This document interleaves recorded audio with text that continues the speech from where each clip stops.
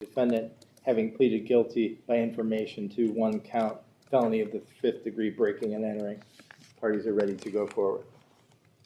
Thank you, Mr. Watson. Thank you, Your Honor. May it please the court. My client is a young woman. She's a mother. She just started LPN school, and she has a very bright future, I think, ahead of her, who unfortunately made a very poor choice that day. Her ex-friend, and I use the term ex because the co-defendant in this case that was handled through another court, she no longer has any contact with her. After this, she's completely cut ties with this woman. But her ex-friend had asked her for a ride to the VA. My client took her. They waited there 2 hours, and I know we had discussions in the court. Your Honor, my client simply didn't understand the law, and I know ignorance is no excuse. And well, the problem here is not a misunderstanding of the law. But the problem is, from your client's perspective, what she thought she was doing there in those 2 hours.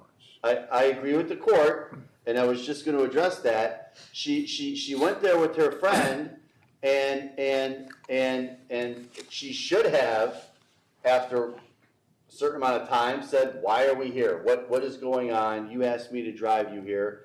I agree with the court. Now, I don't have a specific explanation as to why, but my client didn't. And during that time frame, the co-defendant had slashed this woman's tires, and then as soon as the victim came out, attacked the woman.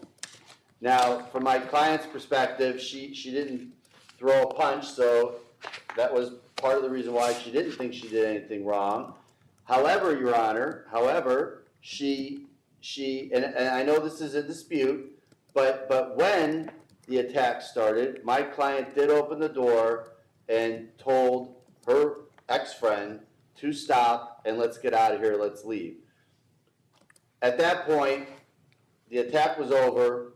The co-defendant did get in the car, they drove off, and then my client contacted the police after the fact. She had heard, she thought that they would be looking for her, and I believe she voluntarily turned herself in. Your Honor, clearly, she shouldn't have driven and waited there for 2 hours. Clearly, she should have started turning to her friend saying, "Look, why are we here? What is going on? This doesn't seem right to me." And she didn't do that, Your Honor. She did take responsibility. She was prior to this court, by way of information, she did take responsibility for her actions. Again, I mean, since then, she has I think just a few weeks ago, just started LPN school. She's trying to get things together, Your Honor, so she has a future for herself and her children. She is remorseful. She doesn't know the victim in this matter, Your Honor. She doesn't have a beef with her one way or the other. She had no idea who the victim was. She is sorry that the victim got attacked the way she did. She realizes her role in that, in the sense that she took her friend there, her ex-friend, to commit that crime. And yes, it took a little while for it to sink in, Your Honor, but she realizes that yes, she did participate. Yes, she should have. There's a lot of things she could have done in that 2 hour window that may have prevented this, that she didn't do, and that's why she's taking responsibility, Your Honor. And I'm respectfully asking the court, based on the fact that she has no prior felony history. I know in chambers some misdemeanors came up in her past, but she has no prior felony convictions, Your Honor. She is in school. She is a mother to young children, and she has taken responsibility for her actions in this case. I'm going to respectfully ask the court to consider community control sanctions. Thank you, Your Honor. Thank you. What do you want to tell me before I impose sentence? First, I want to apologize to the victim. I want to apologize for the role that I played in it. I shouldn't have never took her out there to commit any crime. I wasn't aware that she was going over to fight anyone. I wasn't trying to fight nobody. I don't fight anyone. But I did cut ties with her, and a friend would never I shouldn't be ever put in a position where I had to fight for my life, because this is my record. What I did just don't affect me. It affect my kids, my family, and my career.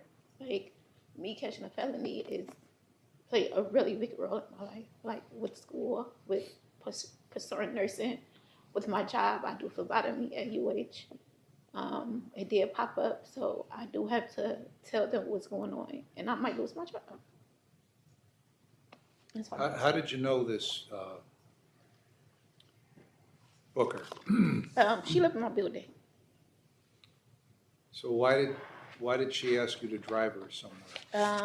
I was off work that day. She called me like, "Can you give me a ride somewhere?" And I'm all like, "Where?" I didn't really have any gas money, so she's like, "I'll put some gas in your car and I'll buy you something to eat." So we went out there, and I'm like, "Where are we going?" So when we got in the car, she's like, "I want to go talk to someone at the VA hospital."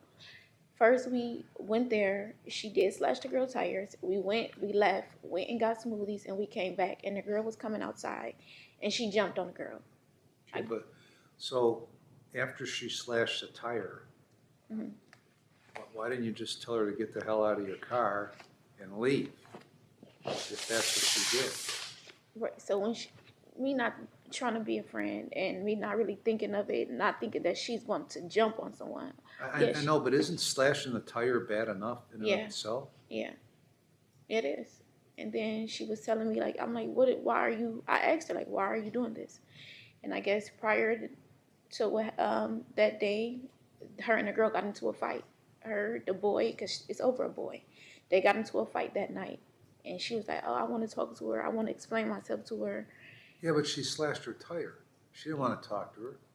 I'm not thinking she's going to fight this girl. Not. Well, but, I mean, if she slashed her tire, then you guys leave and then come back, what did you think she was going to do when she came upon her? And she told me she wanted to have a conversation with her because, like I said, it's over a boy. She I want to talk to her. Why would you believe that after she slashed the tire? I've never seen her fight anybody.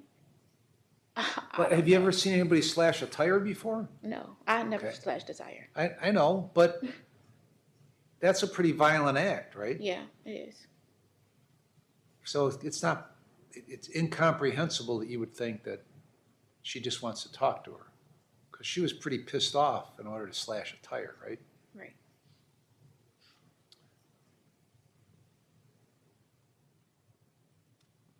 It's me not thinking the severity of it. Like, I'm just always saying yes or being nice. Like, I'm not thinking she's about to attack this girl. I'm not thinking she's that mad so she's going to attack someone. Like, I ain't never been in a position where nobody just attacking nobody, because I've been a victim before and I've been through it. And somebody came in, jumped on me before. This is your case is a very odd case. Because I don't know what to believe from you or what to disbelieve from you. Now, didn't you tell the probation officer you had no record? Right. Why did you tell her that? No, I told her back when I was 19, I told her that I caught a theft case. What did she tell you? There was no juvenile record. When I was 19, I told her. Okay, why did you tell her you had no juvenile record? Petty theft. Huh? Petty theft. Okay, but that's a record, isn't it? That's You where got 3 theft charges as a juvenile.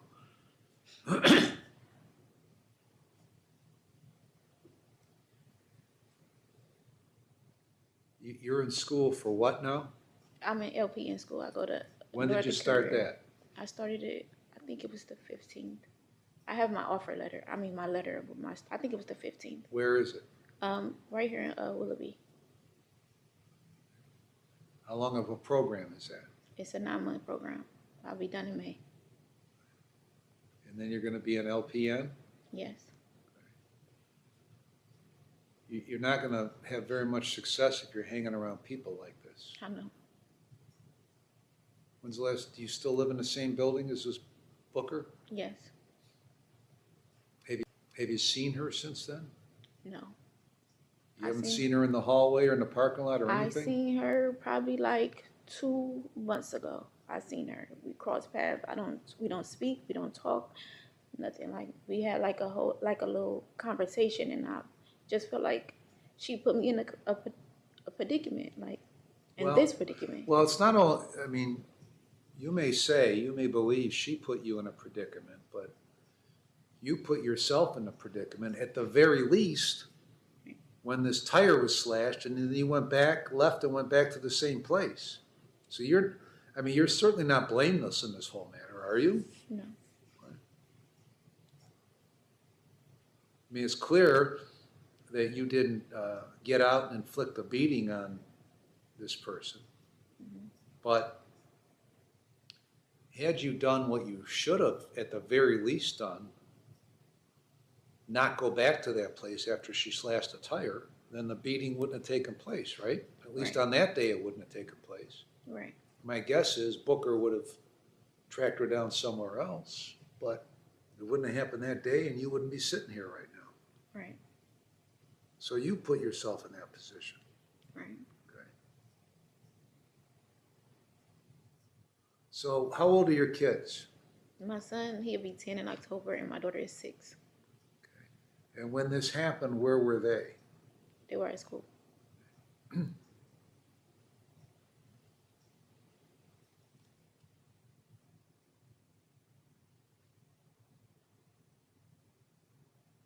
All right, anything else you want to tell me? No, that's all. Mr. DePiero. Your Honor, the state would join in the recommendation for community control sanctions. The state has had numerous conversations with the victim, in this case, Gloria Noble. She's not here today, Your Honor. We've had regular contact with her, however. She did submit a victim impact statement. Would ask the court to consider everything that she relayed in the victim impact statement. Also, I know that Ms. Noble would want me to relay that she feels very strongly about incarceration as a community control sanction provision. The state would defer to the court's discretion as to all of the terms of community control sanctions. There is no restitution in this matter. Thank you. All right, I've reviewed the pre-sentence report and the victim impact statement and listened to the defendant, listened to counsel. I've considered all the provisions in 29, 29, 11, 12, and 13. I'm going to place you on community control for 3 years. Now, what's going on with that case that's in Cuyahoga County? I'm still going through it with When's the next hearing scheduled for? the 26th. Of this month? Yes. What type of hearing is it? It's arraignment, I think. Or pretrial, I think. I don't know. Pretrial? I think so. All right, I'm going to place you on community control for 3 years. You're going to serve 2 days in jail with credit for 2. You're to have no drugs or alcohol, and you'll be screened. You're to obtain and maintain. Are you still working at UH? No, I do traveling STNA. What? I'm a traveling STNA. All right. And then, so you're to maintain full-time employment or full-time school or a combination of each that equates to full-time?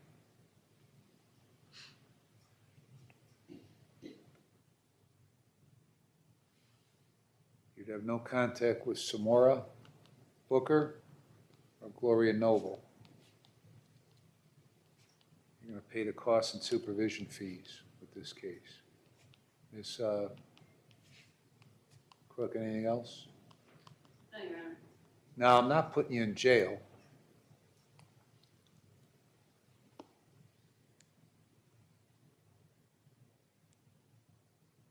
At this point, because of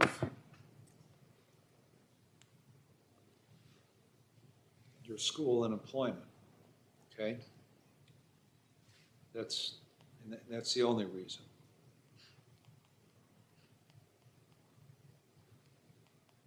But you're not as I said before, blameless in what happened here. You're not blameless in this beating that took place. So you're getting one opportunity. Now, these terms of probation are pretty easy. All you have to do is live your life like you're supposed to live, instead of hanging around dipshits like Booker, okay? And putting yourself in positions, in a position that got you here, okay? Don't leave here blaming Booker for your lot in life as you sit here right now with this felony conviction, because it ain't Booker's fault. It's your fault, okay? So you either get it together, or if you come back for violating these simple terms, then I'll figure out I did the wrong thing, and then I'll just send you to prison for 12 months. Do you understand that? Yes.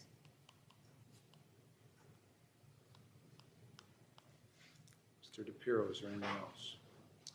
Your Honor, should the court ever impose a term of imprisonment in this matter, could it be that is the court ordering that it may be consecutive to any other prison term that would be served at the time?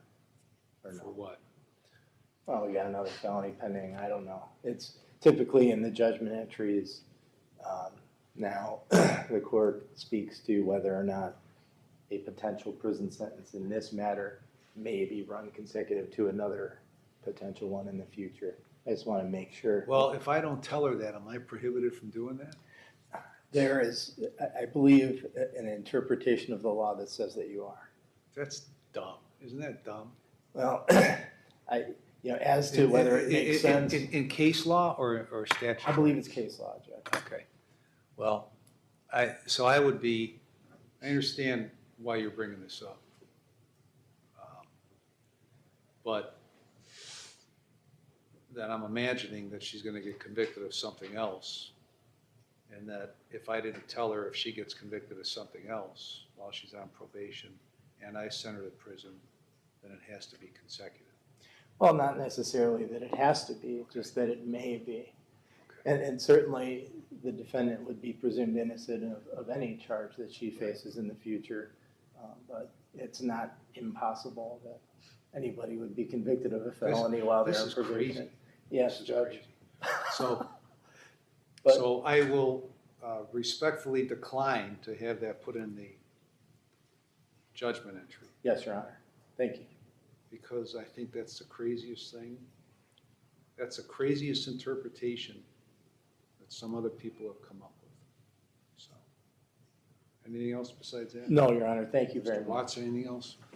No, Your Honor. Okay, just do what you're supposed to do. That's all. And then you're gonna get the other entry, Mr. DePiero? Yes, I will, Your Honor. All right. For purposes of the record, I'll just say the state will be presenting a written nollie to the court on the other case pursuant to the agreement. Okay. Thank you. All right.